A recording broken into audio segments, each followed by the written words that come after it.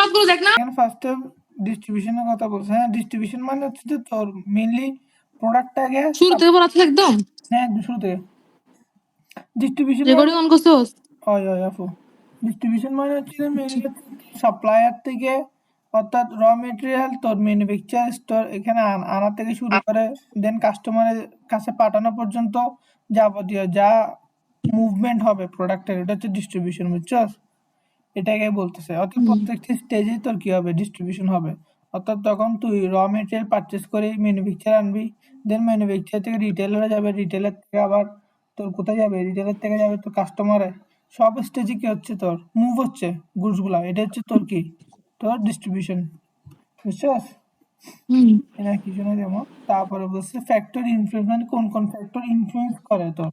হ্যাঁ, তোর থেকে মেনলি এজ এ কোম্পানি দুইটা জিনিস দেখতে হবে। ফার্স্ট হচ্ছে তোর, তুই কোন নিডটা ফিল আপ করবে কাস্টমারের। কাস্টমার নিড তো অনেকগুলা, তুই কোন স্পেসিফিক নিডটা ফিল আপ করবি, ওইটার উপর দিয়ে বেশ ফ্যাক্টর, মানে কোন ফ্যাক্টরগুলো ইনফ্লুয়েন্স, দুইটা জিনিস দেখবে অ্যাজ এ কোম্পানি। ফার্স্টে দেখবি যে তোর মানে কাস্টমার কোন নিডগুলো ফিল আপ করবি, এই জিনিসটা দেখবে। দেন হচ্ছে যে আর এই নিড, মানে এই নিডটা ফিল করার জন্য তোর কিরকম কস্ট বিয়ার করতে হচ্ছে। হ্যাঁ, কস্ট বলতে ধর ফেসিলিটি সেট আপ করতে হচ্ছে নাকি ট্রান্সপোর্টেশনের দিকে বেশি জোর দিতে হচ্ছে, এগুলো হচ্ছে কস্ট, এগুলো আসবে, বুঝছস? তো এখানে জিনিসগুলো এক্সপ্লেন করছে। দেন হচ্ছে তো এইখানে লিখছে customer need that are met হচ্ছে সার্ভিস ফ্যাক্টরগুলো, আমরা পড়বো পরে।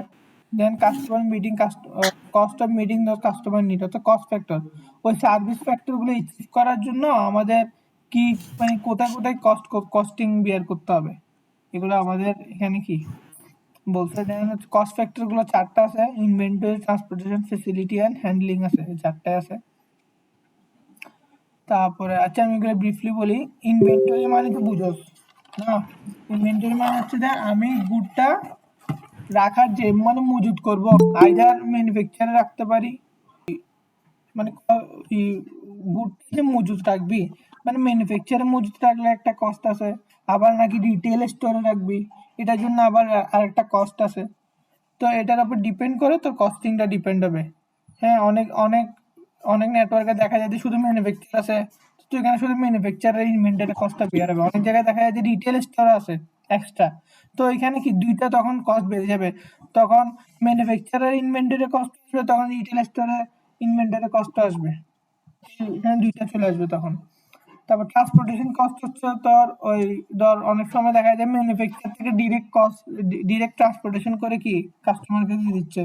আবার অনেক সময় দেখা যায় যে ট্রান্সপোর্টেশন করে কোথায় আনতেছে, ওই রিটেল স্টোর আনতেছে, দেন রিটেল স্টোর থেকে আবার গিয়াতে দিচ্ছে, কাস্টমারকে দিচ্ছে। ওইখান দিয়ে আবার কষ্টটা কমবে, এগুলো আমরা পড়বো পরে, আমি জাস্ট এটা এক্সপ্লেনেশন দিচ্ছি।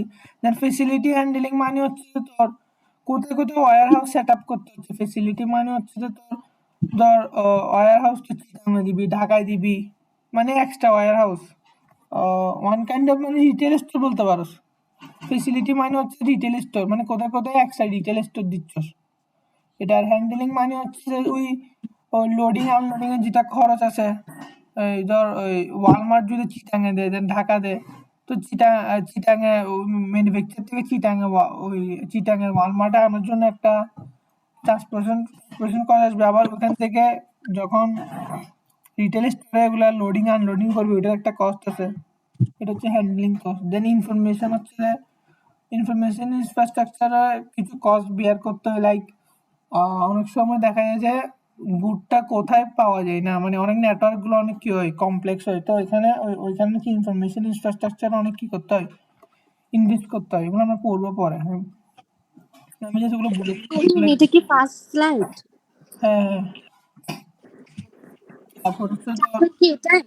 হ্যাঁ, চ্যাপ্টার কি শুধু তো এখানে এটা গেল। দেন হচ্ছে সার্ভিস ফ্যাক্টরের মধ্যে সাতটা থাকে। ফার্স্ট হচ্ছে রেসপন্স টাইম।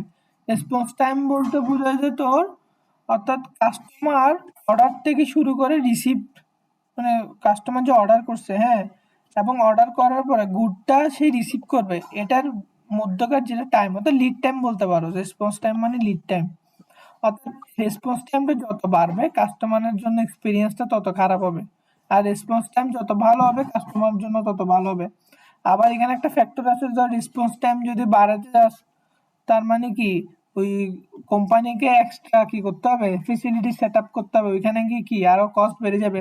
তারপরে রেসপন্স টাইম যদি কুইক করতে যায় কোম্পানির থেকে, তাহলে কি করতে হবে, কোম্পানির থেকে কস্ট আরো এক্সট্রা কস্ট বিয়ার করতে হবে, মানে কস্ট বেড়ে যাবে। ভালো ফেসিলিটি দিতে গেলে কাস্টমারদেরকে কোম্পানিকে ইনভেস্ট করতে হবে রেসপন্স টাইমের উপর হেভিলি, এটাই। দেন প্রোডাক্ট ভ্যারাইটি হচ্ছে যে তোর কুটুক প্রোডাক্ট মানে কত টাইপসের প্রোডাক্ট তুই দিতে পারতেছস, ডিফারেন্ট টাইপের প্রোডাক্ট কুটুক দিতে পারতেছস, মানে কাস্টমাইজেশনের সুবিধা আছে কিনা, পোস্টপোনমেন্টের সুবিধা আছে কিনা, এটার উপর ডিপেন্ড করতেছে। পোস্টপোনমেন্টের সুবিধা থাকলে কাস্টমার খুশি থাকবে, আর যদি পোস্টপোনমেন্ট ভ্যারাইটি দিতে না পারে কাস্টমার এক্সপিরিয়েন্স একটু খারাপ হবে, এটাই। প্রোডাক্ট অ্যাভেলেবিলিটি মানে হচ্ছে যে লাইক কাস্টমার কুট্টু, এটাও সেম প্রোডাক্ট ভ্যারাইটির মতোই। অ্যাভেলেবিলিটি মানে তোর তোর কাছে কুট্টুকে অ্যাভেলেবেল রাখতে পারতেছিস তুই, ওগুলো আমরা পরে বলবো। যেমন ম্যানুফ্যাকচারে অ্যাভেলেবিলিটি অনেক থাকে, আবার রিটেল স্টোরে থাকলে অ্যাভেলেবিলিটি কমে যায়, এইটা হচ্ছে কথা। তারপর কাস্টমার এক্সপিরিয়েন্স ওই এগুলোর উপরে বেস করবে, তুই কুইকলি যদি ডেলিভার দিতে পারোস, হোম ডেলিভারি দিতে পারোস, কাস্টমার এক্সপিরিয়েন্স বেটার হবে। যদি কাস্টমার দেরিতে গুড পাই তখন কাস্টমার এক্সপিরিয়েন্স একটু খারাপ হবে, এটাই। তারপর টাইম টু মার্কেট হচ্ছে যে তোর ওই গুড লঞ্চ হওয়ার সাথে সাথে তুই পাচ্ছিস কিনা, লাইক আইফোন যদি লঞ্চ হয় ইউএসএ তে, তো বাংলাদেশে তুই কতদিনের মধ্যে পাচ্ছিস, এটা হচ্ছে টাইম টু মার্কেট। অর্থাৎ লঞ্চ হওয়ার সাথে সাথে পাচ্ছিস নাকি লঞ্চ হওয়ার 2-3 মাস পর পাচ্ছিস, এটা হচ্ছে টাইম টু মার্কেট। তারপর হচ্ছে অর্ডার ভিজিবিলিটি মানে হচ্ছে যে তুই যে অর্ডারটা ইয়ে করছস, মানে তুই যে অর্ডারটা প্লেস করছস এখন তোর গুডটা কোথায় এটা তুই জানতে চাচ্ছ, অর্থাৎ ট্র্যাক করতে চাচ্ছ যে তোর গুড এখানে আছে এখন, তাহলে আমি আগামী 2 দিনের মধ্যে পাবো, মানে অর্ডারটা ট্র্যাক করতে চাচ্ছ, সেটা হচ্ছে অর্ডার ভিজিবিলিটি। এটা অনেক কোম্পানি দেয়, অনেক কোম্পানি দেয় না। রিটার্নবিলিটি হচ্ছে তুই ইজিলি গুডটা রিটার্ন করতে পারতেছস, তোর ওই মানে যাকে তোর গুডটা ভালো লাগতেছে না তুই কত ইজিলি রিটার্ন করতে পারতেছস, এবং কোম্পানি কত ইজিলি তোর রিটার্নটাকে হ্যান্ডেল করতে পারতেছে, এটা হচ্ছে তোর রিটার্নেবিলিটি বোঝাচ্ছে, ঠিক আছে। এগুলো হচ্ছে বেসিক। এখন আমরা আস্তে আস্তে ওগুলো ওই নেটওয়ার্কগুলোতে ঢুকবো। এখানে একটা কাজ বলছে সার্ভিসের নাম্বার অফ ফেসিলিটি, ঠিক আছে। এখানে বোঝা যাচ্ছে যে অর্থাৎ নাম্বার অফ, এখানে বলছে service and number of facility, অর্থাৎ নাম্বার অফ ফেসিলিটি যত বাড়বে, হ্যাঁ, আমাদের রেসপন্স টাইম কি হবে, তত কমে যাবে। এখন জিনিসটা কেমন হবে, দাঁড়া এখানে কোথায় আছে, হুম, নাম্বার অফ ফেসিলিটি, ধর ওই আমাদের স্বপ্নের কথা বলি, আমাদের স্বপ্ন যে শুধু জিএসিতে আছে, হ্যাঁ। তো এখন যদি জিএসিতে থাকে, তাহলে যদি গিয়ার থেকে পটিয়ার থেকে কেউ অর্ডার দেয় স্বপ্নের কাছে, তাইলে কি হবে, ও ধর পাইতে পাইতে কি লাগবে, একটু টাইম লাগবে, 4 ঘন্টা 5 ঘন্টা লাগবে, হ্যাঁ। তো এখন যদি স্বপ্ন আরেকটা কি করছে, সেম টু সেম একটা ফেসিলিটি কি করছে, বিল্ড করছে পটিয়ার পাশেই, লাইক নতুন ব্রিজের ওদিক দিয়ে, তাহলে কি হবে, পটিয়ার মানুষই জিএসি থেকে যে 2-3 ঘন্টা পর পাইতো, এখন এখন কি 40 কি 35 মিনিটের মধ্যে পেয়ে যাচ্ছে, তাহলে রেসপন্স টাইমটা অনেক কমে গেছে না। তার মানে কি নাম্বার অফ ফেসিলিটিস মানে রিটেল স্টোর যত বাড়বে নাম্বার অফ ফেসিলিটি কি হবে তত কমতে থাকবে, বুঝছো। এটা হচ্ছে কথা, এখানে আর কিছু নেই। অর্থাৎ সার্ভিসটা বেটার হবে, ভালো সার্ভিস পাবে কাস্টমার, নাম্বার অফ ফেসিলিটি বাড়লে তোর গিয়া কমে যাবে, রেসপন্স টাইমটা কি হবে, কমে আসবে, ঠিক আছে। এখানে একটা কোয়েশ্চেন আসছিল নবীর থেকে, বলছিল যে মানে জিনিসটা কেমন হচ্ছে, মানে এখানে এটা জিনিসটা ওই মানে এক্সপ্লেন করছিল স্যার, এখানে এখানে জিনিসটা বলছে এরকম, নাম্বার অফ ফেসিলিটি যত বাড়তেছে অ্যাভারেজ আউটবাউন্ড ডিস্টেন্স যেটা আছে এটা কমে যাচ্ছে। ইনবাউন্ড আউটবাউন্ড তো বুঝিস মনে তোরা, নাকি এটা বলবো, এটা বলবো। আরেকবার বলতো, দেখ, ইনভার্ট আউটবাউন্ড বল। আমি বলি ইনবাউন্ড মানে হচ্ছে তোর গুড যেটা মানে গিয়া র মেটেরিয়াল আনার জন্য যে খরচটা আছে, হ্যাঁ, ওইটা হচ্ছে ইনবাউন্ড, ওকে। এটা হচ্ছে ইনবাউন্ড কস্ট, আমাদের ইনবাউন্ড লজিস্টিক বলে এটাকে। তারপরে গুড ম্যানুফ্যাকচার থেকে কাস্টমারের কাছে পাঠাবি, দেন রিটেলে পাঠাবি, ওইগুলোর কিছু বলেছে কি আউটবাউন্ড লজিস্টিক। অর্থাৎ ম্যানুফ্যাকচারে যে র মেটেরিয়াল আসলে এটা হচ্ছে ইনবাউন্ড, ম্যানুফ্যাকচার থেকে যদি বের হয় দেন এটা হচ্ছে আউটবাউন্ড লজিস্টিক, ঠিক আছে। তো এখন আমি যেটা বলছিলাম স্বপ্ন জিসিতে আছে, এখন স্বপ্ন যদি তুই একটা নতুন ব্রিজে দেস তাহলে কি হবে, এটা one kind of retail store set up করতেছে। এখন রিটেল স্টোর সেট আপ করার কারণে এটা one kind of outbound logistic, কারণ তোর ম্যানুফ্যাকচার থেকে কোথায় যাবে, ম্যানুফ্যাকচার থেকে ফার্স্টে যাবে যে কোথায়, তো স্বপ্ন যেটা নতুন ব্রিজ আছে ওইখানে যাবে, হ্যাঁ। ওইখান থেকে যাবে কোথায়, ও পটিয়া যে কাস্টমারটা অর্ডার করছে ওইখানে যাবে, হ্যাঁ। এখানে আউটবাউন্ড লজিস্টিক যেটা আছে ওইটা কমে আসতেছে, অ্যাভারেজ আউটবাউন্ড লজিস্টিক কমে আসতেছে। কেন কমে আসতেছে, এর নাম্বার অফ ফেসিলিটি এক্সট্রা ভাবে বিল্ড করার কারণে, অর্থাৎ পটিয়াতে একটা এক্সট্রা ফেসিলিটি বানানোর কারণে আউটবাউন্ড লজিস্টিক যেটা আছে ওইটা কমে আসতেছে। এটা হচ্ছে রেসপন্স টাইমের ব্যাখ্যা। সো দেন আরেকটা হচ্ছে যে inventory cost and number of facility, এটাও সেম বোঝাচ্ছে। আচ্ছা ওইটা একটা শর্ট এক্সপ্লেনেশন আমি লিখছিলাম খাতায়। এটা হচ্ছে যে এখানে চারটা জিনিস হয়, অর্থাৎ ফেসিলিটি যদি বাড়ে চারটা জিনিস হয়। একটা হচ্ছে যে অ্যাভারেজ আউটবাউন্ড ডিস্টেন্স কমে যাবে, ঠিক আছে। তারপরে তুই আরো কি কাস্টমারের সাথে কি আরো ক্লোজলি গিয়ে করতে পারবি, I get closer to the customer আরো ক্লোজ যাই থাকতে পারবি। তারপর হচ্ছে যে অ্যান্ড মাই রেসপন্স টাইম কমবে, অর্থাৎ কি কি হচ্ছে, আউটবাউন্ড ডিস্টেন্স কমতেছে, কাস্টমারের সাথে ক্লোজ হয়ে যেতে পারতেছস, এবং রেসপন্স টাইমটা কমে যাচ্ছে। এই তিনটা জিনিস হতে পারতেছে এক্সট্রা ফেসিলিটি অ্যাড করার কারণে। বোঝা যাচ্ছে এত কিছু নেই এখানে। Inventory cost and number of facility, অর্থাৎ নাম্বার অফ ফেসিলিটি যদি বাড়ে, হ্যাঁ, তোর ইনভেন্টরি কস্ট যেটা আছে ওইটা কি হ্যালো হবে। হ্যাঁ বল। তুহিন, তুই এগুলো কেন পড়াচ্ছস? এখানে বলছে inventory cost and number of facility, ঠিক আছে। তো এই জিনিসটা দেখে বোঝা যাচ্ছে যত ফেসিলিটি বাড়বে তত কস্ট বাড়বে। অর্থাৎ স্বপ্ন আগে কোথায় ছিল, জিএসিতে ছিল।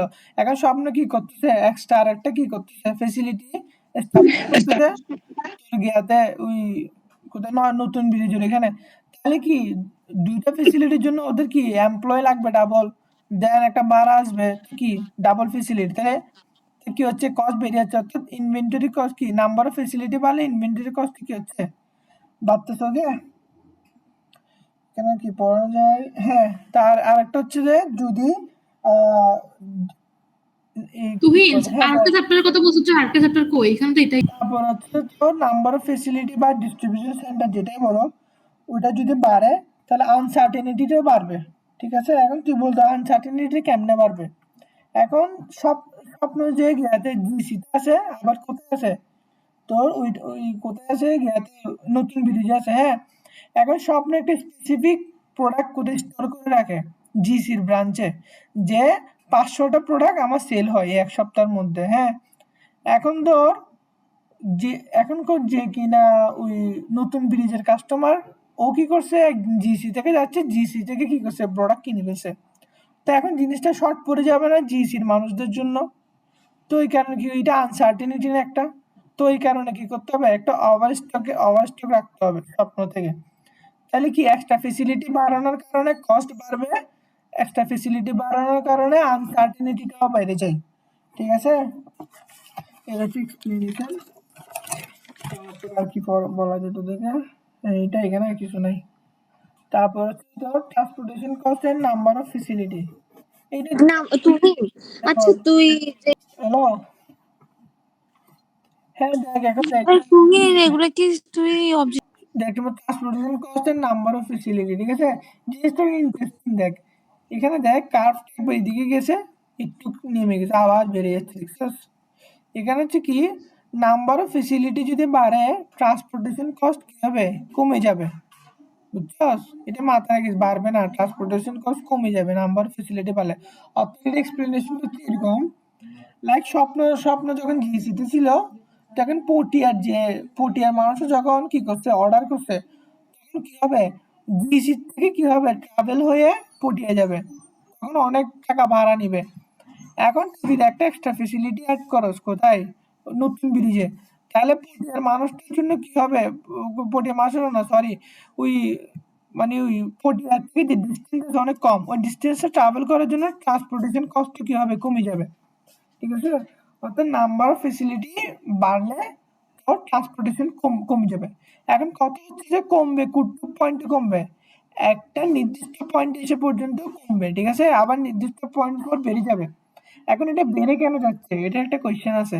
এটা কোয়েশ্চেনটার জন্য আমার এক্সপ্লেনেশন হচ্ছে এরকম, লাইক যখন আমরা কি করছি, যখন ধর ইনবাউন্ড লজিস্টিকে কি করি, এটা একটা সুন্দর একটা নৈবিত্তিক আসতে পারে। দেখ কেন বলছে যে আমাদের আউটবাউন্ড যেটা আছে, ঠিক আছে, আউটবাউন্ড হচ্ছে যে কি, যখন আমরা কি রিটেলার থেকে রিটেলার এখন যখন কি প্রোডাক্ট ট্রান্সফার করবো, এটা হচ্ছে আউটবাউন্ড। হ্যাঁ, আর ইনবাউন্ড হচ্ছে যখন আমরা কি প্রোডাক্টটাকে কিনে আনবো র মেটেরিয়াল হিসেবে, এটা হচ্ছে ইনবাউন্ড। তো ইনবাউন্ড যখন আমরা করি, হ্যাঁ, আমাদের ম্যানুফ্যাকচারে যখন আমরা ইনবাউন্ডটা আনি, তখন আমরা বাল্কে আনি না। হ্যাঁ, তখন ওই ইনবাউন্ড কস্টটা আউটবাউন্ডের কস্ট থেকেও অনেক কম হয়। ওকে, অর্থাৎ ইনবাউন্ডের কস্টটা আউটবাউন্ডের কস্ট থেকে অনেক কম হয়। এখন এখন যখন আমরা এক্সট্রা ফেসিলিটি অ্যাড করতেছি, হ্যাঁ, লাইক 2টা 3টা 4টা ফেসিলিটি যখন অ্যাড করতেছি, লাইক জিসিতে আছে, এখন আমরা আগ্রাবাদে দিচ্ছি, এখন নতুন ব্রিজে দিচ্ছি, এখন এক্সট্রা ফেসিলিটি অ্যাড করার কারণে আমাদের কি হচ্ছে, অ্যাভারেজ যেটা কি হচ্ছে আউটবাউন্ড আছে ডিটেলার খরচ, যেটা আউটবাউন্ড ডিস্টেন্সটা কি হচ্ছে কমে আসতেছে, আউটবাউন্ড খরচটাও কমে আসতেছে। হ্যাঁ, আউটবাউন্ড খরচটা কি হচ্ছে আস্তে আস্তে কমে আসতেছে, ঠিক আছে। এখন দেখ, এখন এটা কমে আসতেছে, ঠিক আছে, বাট তুই যে আগ্রাবাদে একটা ফেসিলিটি দিছস, তুই আবার ডিসিতে ফেসিলিটি দিছস, ম্যানুফ্যাকচার থেকে যখন এইসব রিটেল স্টোরে নিয়ে যাবে, ওইটার একটা কস্ট আবার বাড়তে থাকবে না, ইনবাউন্ডের কস্টটা বেড়ে যাবে না আস্তে আস্তে।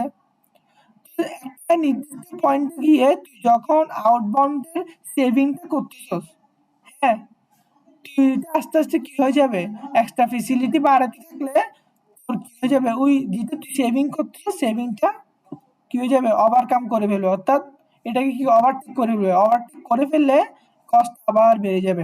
ওই কারণে তোর একটা 4 থেকে 5টা, তো একটা নির্দিষ্ট পয়েন্ট পর্যন্ত ফেসিলিটি এস্টাবলিশ করে থেমে যেতে হবে, কারণ এর বেশি ফেসিলিটি করলে তোর কস্ট বেড়ে যাবে। এটা মাথায় রাখতে হবে তোদের, বুঝছস? এটা বুঝছস তোরা? হাফিজ ভাই, বুঝছস এটা? হ্যাঁ হ্যাঁ, এগুলো আমার মোটামুটি ক্লিয়ার আছে। আমার ওই ইয়ার থেকে একটু লাগতেছে যে ওই ইন ট্রানজিট পর্যন্ত আমি আলহামদুলিল্লাহ পারবো। এরপর থেকে মানে 6টা না। হ্যাঁ, এই আমার নোটিফিকেশন আমি বলছি আচ্ছা যত ফেসিলিটি আমি অ্যাড করবো, হ্যাঁ, I am getting closer to the customer, অর্থাৎ আমি ফেসিলিটি যত অ্যাড করতেছি বিভিন্ন সাইডে, আমি কি হচ্ছে কাস্টমার আরো ক্লোজ যাচ্ছি, তো আমাদের অ্যাভারেজ আউটবাউন্ড ডিস্টেন্স যেটা হচ্ছে কি হচ্ছে কমে যাচ্ছে। হ্যাঁ, তো কমে যাওয়ার কারণে ওভারঅল ট্রান্সপোর্টেশন কস্ট কি হচ্ছে আমাদের কমতেছে, বাট কমতেছে, ঠিক আছে, বাট একটা নির্দিষ্ট পয়েন্টে গিয়ে এটা কি হচ্ছে আবার বেড়ে যাচ্ছে, ঠিক আছে। এটা করতেছে কারণ আমাদের এখানে দেখ, আমরা যখন এই আবার বিভিন্ন ধরনের ফেসিলিটি অ্যাড করার জন্য আমাদের আউটবাউন্ড ডিস্টেন্স যখন কমতেছে, এখানে কি হচ্ছে আমরা কিছু কিছু কি হচ্ছে সেভিং করতেছি, লাইক কস্ট আস্তে আস্তে কমতেছে আমাদের এখানে। হ্যাঁ, এখন আমাদের এক্সট্রা ফেসিলিটি অ্যাড করার কারণে ওইসব ফেসিলিটিতে আমাদের কি হবে, আবার মাল পচাইতে হচ্ছে না ম্যানুফ্যাকচার থেকে। হ্যাঁ, ওই ইনবাউন্ড লজিস্টিকের কস্ট আবার বেড়ে যাচ্ছে, আউটবাউন্ডের খরচ যদিও কমতেছে, বাট ফেসিলিটি অ্যাড করার কারণে আমাদের ইনবাউন্ডের যেটা খরচ আছে ওইটা বেড়ে যাচ্ছে আস্তে আস্তে। ওইটা বেড়ে যাওয়ার কারণে একটা পয়েন্টে গিয়ে এটা বেড়ে মানে গিয়ে এখানে ক্ল্যাশ করতেছে, ক্ল্যাশ করে ওইটা ওভারটেক করে ফেলতেছে ইনবাউন্ডের, মানে এক্সট্রা ফেসিলিটি যদি বেশি বাড়ায় ফেলি, হ্যাঁ, তো ইনবাউন্ড কস্ট যেটা আছে ওইটা আমাদের আউটবাউন্ড কস্ট কি হবে, ওভারটেক করে ওভারঅল কস্টটা কি করে অনেক বেশি বাড়ায় ফেলে। তো ওই কারণে ফেসিলিটি 4টা কি 5টা রাখবো, এর বেশি রাখবো না।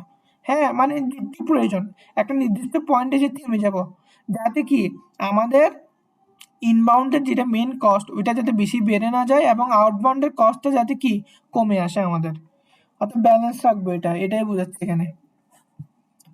এটা বুঝছিস তোরা? এটা হেলা? হ্যাঁ হ্যাঁ হ্যাঁ হ্যাঁ বুঝছি। আচ্ছা, ঠিক আছে। তারপরে আমি বলছি facility cost and number of facility, এটাও সেম। এখানে হচ্ছে তোর নাম্বার ফেসিলিটি যত বাড়াবি ফেসিলিটি কস্ট তত বাড়বে, এটা সেম। এটা হচ্ছে লাইক ওই স্বপ্ন আগে জিসিতে ছিল, এখন আরেকটা স্বপ্ন গিয়াতে দিচ্ছ, তো নাম্বার অফ ফেসিলিটি বাড়তেছে, এটা এখানে কিছু না। এখন টোটাল কস্টে দেখ, টোটাল কস্টে ওভারঅল টোটাল কস্ট কি হচ্ছে কমতেছে। হ্যাঁ, এখন জিনিসটা কমতেছে কেন, ওই রিজনটার কারণে, এই রিজনটার কারণে। একটা নির্দিষ্ট পয়েন্টে আমাদের কি অ্যাভারেজ আউটবাউন্ড ডিস্টেন্স কি হচ্ছে, আমরা সেভিং করতেছি, কিন্তু কি সেভিংটা যদি ইনবাউন্ডে কি করে ক্রস করে দেন আবার বেড়ে যাচ্ছে, দেখছস? কিন্তু আমরা যদি একটা নির্দিষ্ট পয়েন্টে ফেসিলিটি এস্টাবলিশ করা থামাই ফেলাই, হ্যাঁ, তাহলে কি আমাদের ওভারঅল টোটাল কস্ট যেটা এটা কি হবে, কম দেখাবে নাম্বার ফেসিলিটি। এই নাম্বার ফেসিলিটি বেশি বাড়ানোর প্রয়োজন নাই, ওই মানে একটা নির্দিষ্ট অ্যামাউন্টে থাকবে। কারণ নাম্বার অফ ফেসিলিটি বাড়লে যে অ্যাডভান্টেজ আছে, অ্যাডভান্টেজগুলো হচ্ছে যে ফেসিলিটি বাড়ালে আমি কাস্টমারের খুব নিকটে যেতে পারবো, কাস্টমারকে অতি দ্রুত আমি কি করতে পারবো, সার্ভিস দিতে পারবো, কাস্টমার এক্সপিরিয়েন্স তত বেড়ে যাবে, হ্যাঁ, ফেসিলিটি অ্যাড করার কারণে। কিন্তু আমার ফেসিলিটি অ্যাড করার ডিসঅ্যাডভান্টেজ হচ্ছে যে আমার ওই কস্টিংগুলো বেড়ে যাবে, হ্যাঁ, মেইনলি হচ্ছে কস্টিং বেড়ে যাবে, এটা এখানে আর অত জ্ঞান নেই। তারপর হচ্ছে তোর এখন আমরা নেটওয়ার্কগুলোতে ঢুকবো। এখানে বলছে design option for distribution network, ঠিক আছে, আমরা দুইটা ডিস্ট্রিবিউশন নেটওয়ার্ক আমরা দুইটা ডিমেনশনে ফলো করব, ঠিক আছে। ফার্স্ট হচ্ছে যে will the product be deliver to the customer location আর পিক, অর্থাৎ আমরা কি কাস্টমারকে হোম ডেলিভারি দিব নাকি কাস্টমার এসে পিক করে নিয়ে যাবে আমাদের থেকে, এটা একটা কথা, হ্যাঁ, অর্থাৎ পিয়ারেন্স সাইডে। তারপর হচ্ছে will the product flow and intermediate location, অর্থাৎ মানে হচ্ছে যে আমরা কোনো থার্ড পার্টি ক্যারিয়ারের মাধ্যমে পাঠাবো নাকি আমরা নিজেরা দিব, এরকম কিছু। তারপরে ছয়টা ডিস্ট্রিবিউশন নেটওয়ার্ক আছে। ফার্স্টটা আচ্ছা এগুলা নাম সব এখানে দেখ। ফার্স্টটা হচ্ছে ম্যানুফ্যাকচার স্টোরেজ ডিরেক্ট শিপিং। এটা দেখে বোঝা যাচ্ছে যে ম্যানুফ্যাকচার স্টোরেজ মানে কি, গুড কোথায় স্টোরেজ থাকবে, গুড ম্যানুফ্যাকচার অ্যান্ড স্টোরেজ থাকবে, হ্যাঁ, ম্যানুফ্যাকচার থেকে সব দিক দিয়ে যাবে। ঠিক আছে, দেখ দুইটা জিনিস আছে, একটা প্রোডাক্ট ফ্লো আছে, একটা ইনফরমেশন ফ্লো আছে। এখন ইনফরমেশনটা কেমন ফ্লো হয়, এটা হচ্ছে কাস্টমার, ওকে, এটা রিটেলার, দেন এটা ম্যানুফ্যাকচারার। তো কাস্টমার কি করবে, গুড অর্ডারটা প্লেস করবে কোথায়, রিটেলারকে, হ্যাঁ, দেন রিটেলার কি করবে, ম্যানুফ্যাকচারকে বলে দিবে, একটু ইনফরমেশন ফ্লো হয়ে গেছে। এখন প্রোডাক্ট ফ্লো কেমন হবে, ম্যানুফ্যাকচার ডিরেক্টলি কাস্টমারকে কি করবে, প্রোডাক্টটা সেন্ড করবে। এখানে রিটেলারের কাজ হচ্ছে শুধু কি অর্ডারটা নেওয়া, আর কোনো কাজ নাই। রিটেলার এখানে গুড স্টোরও করে না, কিছু করে না, ওয়ান কাইন্ড অফ অনলাইন স্টোরের মতো, ওকে, অর্থাৎ আচ্ছা তুহিন, রিটেইলারের প্রোডাক্ট নিবে আর কিছু না, মানে অনলাইন স্টোরের মতো, বুঝছস? মানে ওই মানে গুগল তোর অনলাইন স্টোর দেখবি আছে কিনা, যদি থাকে তুই অনলাইনে অর্ডারটা প্লেস করবি। অর্ডার প্লেস করার সাথে সাথে কি ম্যানুফ্যাকচার বুঝে যাবে যে কি অর্ডারটা প্লেস করছস, কেমনে বুঝছিস তুই রিটেলারে, মানে অর্ডার আমার রিটেলার মানে হচ্ছে অনলাইন স্টোর এক কথা, বুঝছস? এখানে এখানে আর কিছু না, মানে এখানে মোট কথা রিটেল হচ্ছে দালালকে বলছস, দালাল ম্যানুফ্যাকচারকে বলছে, ম্যানুফ্যাকচার ডাইরেক্ট তোরে কি প্রোডাক্ট পাঠাই দিবে, প্রোডাক্ট শেষ। পাঠিয়ে দিবে। এখানে মানে ডিরেক্ট ম্যানুফ্যাকচার তোকে গুডসটা পাঠাবে আর কিছু না, এটা হচ্ছে যে তোর গিয়া, এটা হচ্ছে এখানে এখানে তাহলে গুড স্টোর কোথায় থাকে, এখানে product store and ship directly to manufacture customer end, তাহলে প্রোডাক্ট স্টোর করে থাকবে কোথায়, ম্যানুফ্যাকচার এন্ডে, হ্যাঁ, রিটেলার এখানে জাস্ট কি করবে, অর্ডারটা টেক করবে, এখানে আর কোনো কাজ নাই, ওকে। দেন আমরা এখানে এখানে পরে ফার্স্ট হচ্ছে ইনভেন্টরি, ঠিক আছে, অ্যাডভান্টেজ ট্রান্সপোর্টেশন এখান থেকে করি। এখানে দেখ ফার্স্ট হচ্ছে তো আমাদের কস্ট ফ্যাক্টর, ফার্স্টে ইনভেন্টরি কস্টটা পড়বে, হ্যাঁ। এখন দেখ এখানে বলতেছে যেহেতু আমরা কি করি, গুডটা কি করি অ্যাগ্রিগেট অবস্থায় থাকে, কোথায় থাকে, মানে গুড সবগুলোই কোথায় থাকে, ম্যানুফ্যাকচারে থাকে, মানে কোনো এদিকে রিটেলার স্টোর নাই, কোনো কিছু না, সব গুড একসাথে কোথায় থাকে, ম্যানুফ্যাকচারে থাকে, হ্যাঁ। তাহলে যখন বাল্ক অবস্থায় ম্যানুফ্যাকচারে থাকে, এটা কি কি অবস্থা থাকে, অ্যাগ্রিগেট অবস্থায় থাকে, হ্যাঁ। তাহলে কি হবে, কস্টটা কি হবে তোর কম পড়বে, কারণ কোনো এক্সট্রা ফেসিলিটি রাখতে হচ্ছে না, কোনো রিটেল স্টোর রাখতে হচ্ছে না, সব গুডগুলো কোথায়, ম্যানুফ্যাকচারে আছে। তাহলে তোর কি হচ্ছে, কস্টটা কম পড়বে, ইনভেন্টরি কস্ট কম পড়বে, অর্থাৎ সব একসাথে আছে তো ইনভেন্টরি কস্ট কম পড়বে। তা এখন বলতে পারো যে কীরকম গুডসের জন্য এটা বেটার, অর্থাৎ যেসব গুডস কি হয়, স্লো মুভিং আইটেম আছে না, স্লো মুভিং আইটেম, তারপর যেমন লাক্সারি আইটেম, এগুলোর জন্য কি হবে, এই ম্যানুফ্যাকচার স্টোর ডিরেক্ট শিপিংটা কি হবে, কাজে দিবে, ঠিক আছে।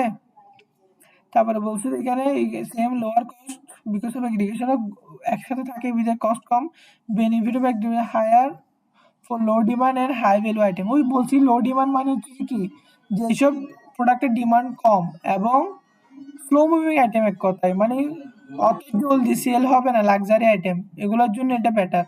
তারপরে benefits are large, if product customization can be postpone at the manufacturer. অর্থাৎ এখানে পোস্টপোনমেন্টের একটা কি থাকে, সুবিধা থাকে। এই পোস্টপোনমেন্ট করতে পারলে ইনভেন্টরি কস্ট কি হবে, আরো কমে যাবে।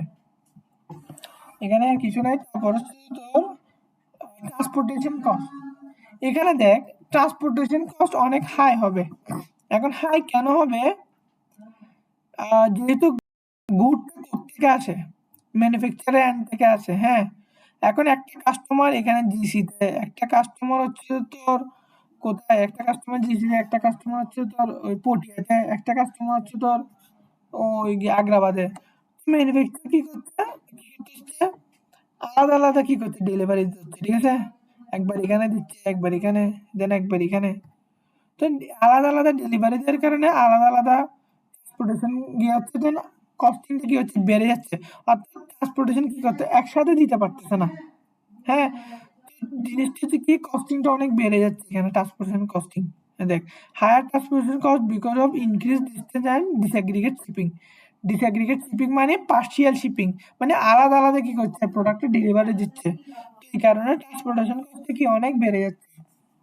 দেন ফেসিলিটি হ্যান্ডেলিং, এটা বোঝাচ্ছে কি, কোনো ফেসিলিটি, এক্সট্রা ফেসিলিটি নাই, জাস্ট ম্যানুফ্যাকচার আছে, ম্যানুফ্যাকচার থেকে গুডটা কি স্ট্যান্ড হয়, কোনো রিটেল স্টোর নাই, কোনো ডিস্ট্রিবিউশন সেন্টার নাই। তাহলে কি এখানে কি নাই তোর, এখানে কোনো কি এক্সট্রা ফেসিলিটি যেহেতু নাই, তাহলে কি ফেসিলিটি কস্ট কি অত বিয়ার করতে হচ্ছে না। দেখ, lower facility cost because of aggregation, কারণ সব প্রোডাক্ট অ্যাগ্রিগেট অবস্থায় কোথায় থাকে, ম্যানুফ্যাকচার এন্ডে থাকে, ঠিক আছে। তারপরে বলছি কিছু খরচ হইতে পারে, like some saving on handling cost if manufacturer can manage a small shipment or ship from product line. এটা ইনফরমেশনটা হচ্ছে যে এরকম, হোল্ডিং কস্ট সামান্য বেড়ে যাবে, ঠিক আছে, যদি ম্যানুফ্যাকচার থেকে ওয়্যার হাউসে রাখে। বাট যদি ডিরেক্ট প্রোডাক্ট লাইন মানে ম্যানুফ্যাকচার প্ল্যান্ট থেকে গুড কাস্টমারকে, এটা হচ্ছে দেখ, ধর এখানে কি বলছে, আমরা ম্যানুফ্যাকচার আছে তো, আমরা ধর এখন কোন একটা কাস্টমার ম্যানুফ্যাকচারে অনেক কাছে আছে। হ্যাঁ, তো ওর জন্য কষ্ট কি হবে, আরো কমে যাবে। কোথায়, হ্যান্ডেলিং কস্ট, যেটা আমরা লোডিং আনলোডিং বলছিলাম, ওইটা কি হবে, যদি কাস্টমার কি হয়, ম্যানুফ্যাকচারে অনেক কাছে হয়, তাহলে কষ্টটা কি হবে, আরো কমে যাবে। এটাই বলতেছি এখানে, আর কিছু না।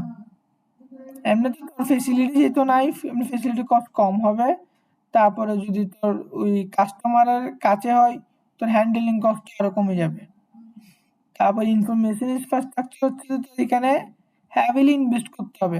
ও মনে আছে স্যার একটা গল্প বলছিল যে স্যার ইউএসএ তে একটা হেডফোন এবং একটা ব্যাগ অর্ডার করছিল।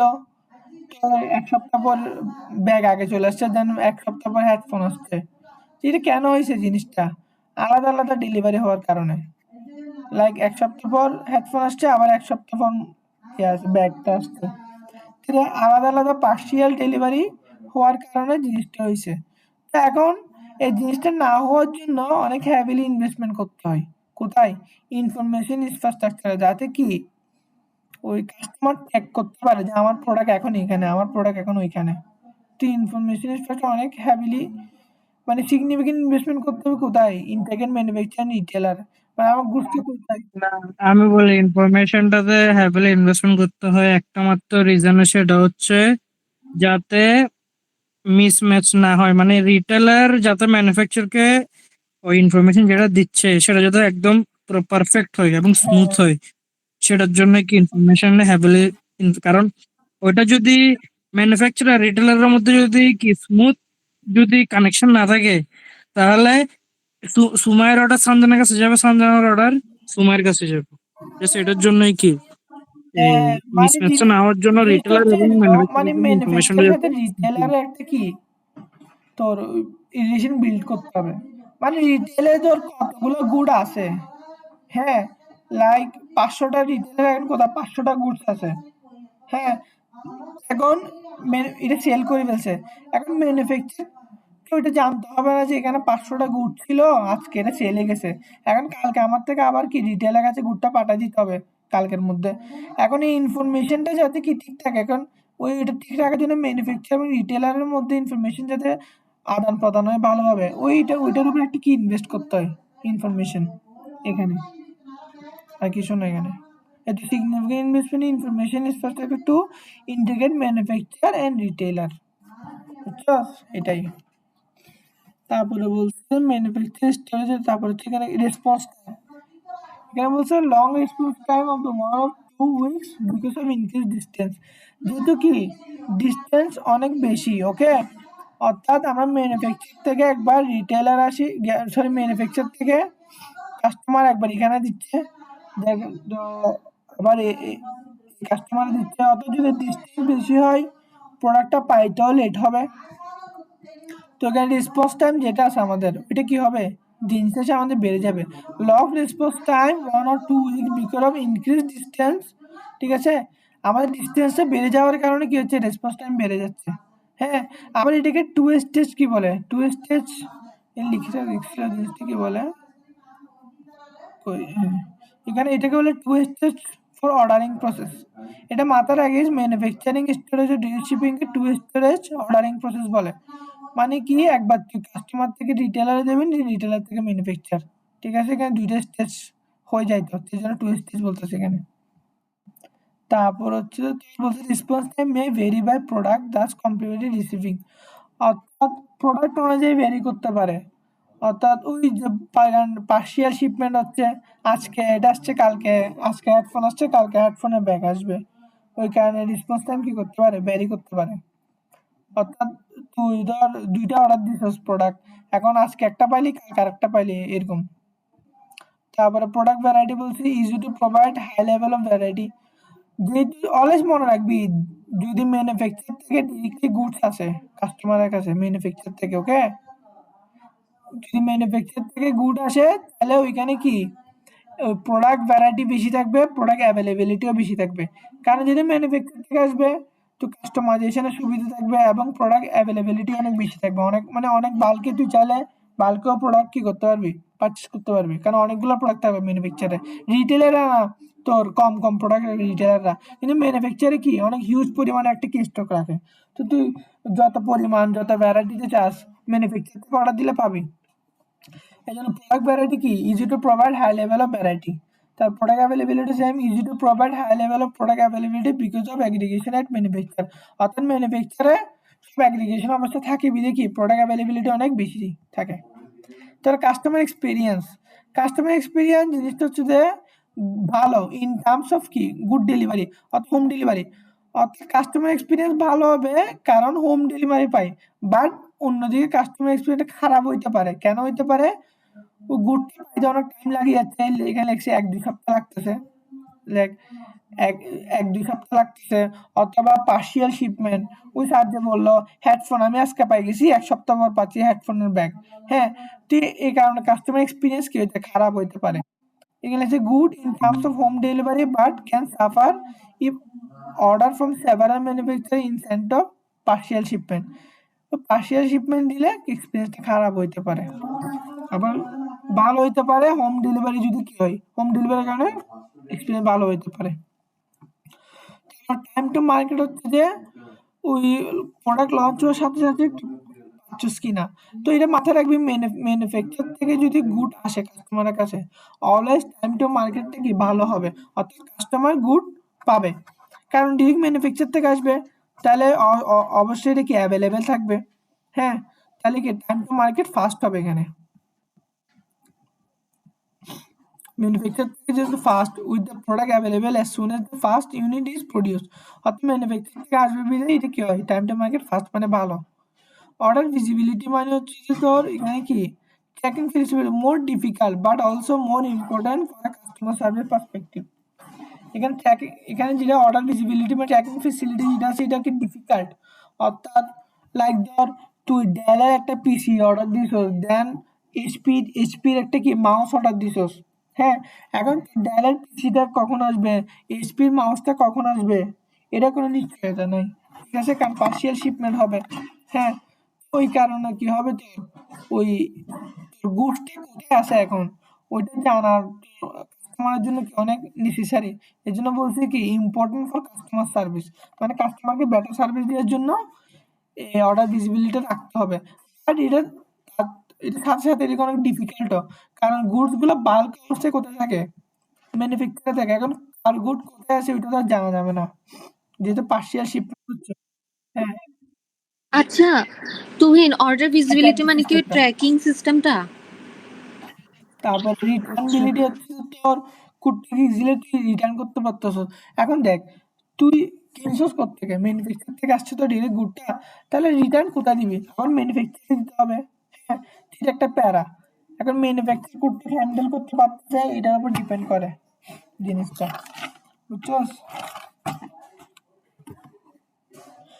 এখানে ধর এখানে স্যার একটা জিনিস বলছিল, যদি বলছিল কাস্টমার যদি কি করে return good directly to the manufacturer, ঠিক আছে, মানে যদি কাস্টমার কি করে, মানে ওই ম্যানুফ্যাকচার কোম্পানি যদি কাস্টমার থেকে ডিরেক্টলি গুডটা কি রিটার্ন করতে চায়, তাহলে ট্রান্সপোর্টেশন কস্ট কি হয়ে যাবে, বেড়ে যাবে। হ্যাঁ, কারণ গাড়িটা আবার ওর কাছে পাঠাবে, ট্রাকটা লোড করবে, লোড করে আবার ম্যানুফ্যাকচার এন্ডে যাবে, আবার ঠিক করে আবার ফেরত দেওয়ার সময় ট্রাকটা পাঠাবে, তো কি ট্রান্সপোর্টেশন কস্ট এখানে বেড়ে যাচ্ছে। হ্যাঁ, তুই যদি ট্রান্সপোর্টেশন কস্টটা কমাইতে চাস তাহলে তুই কি করতে পারস, একটা রিটেল স্টোর এদিকে সেট আপ করতে পারস। এখন রিটেল স্টোর সেট আপ করে ফেললে ট্রান্সপোর্টেশন কস্টটা কমে যাবে, কাস্টমার খুব সহজে রিটার্ন করতে পারবে এবং কি গিয়ে করতে পারবে। বাট এখন তুই রিটেল স্টোর যে সেট আপ করবি, তোর একটা এক্সট্রা ফেসিলিটি অ্যাড করার কারণে ফেসিলিটি কস্টটা বেড়ে যাবে। এটা হচ্ছে তোর স্যার এক্সপ্লেন করছিল, এটা বুঝে দিছি আমি তোকে। আচ্ছা, দেন এখানে এখানে আর কিছু না, এটা শেষ। দেন দেখ, দেন আসছে যে এটা ইন ট্রানজিট মার্চ নেটওয়ার্ক, এটা হচ্ছে ম্যানুফ্যাকচার। আচ্ছা, একটা কথা, manufacture storage with direct shipping এর আর একটা নাম হচ্ছে কি জানো, ড্রপ শিপিং, এটা মাথা রাখিস, স্যার বলছিল। এখন নাই, তোরা কি আসোস?